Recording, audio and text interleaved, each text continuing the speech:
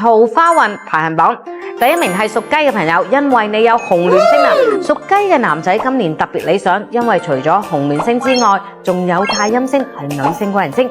今年會遇到一啲大過自己少少嘅女孩子，如果你唔介意姊弟戀嘅話咧，係可以開展呢段感情嘅喎。就算係屬雞嘅女仔，今年都相當唔錯㗎，因為有紅鸞星照住，紅鸞代表住可以結婚㗎啦。第二名係屬羊嘅朋友，屬羊嘅女仔就特別理想添，因為有太陽星，太陽係男性嘅貴人星，今年遇到嘅男仔背景相當唔錯喎。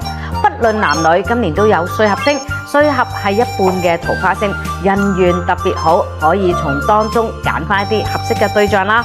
第三名係屬兔仔嘅朋友，有天喜星，天喜係桃花星嚟㗎，代表住喜事重重。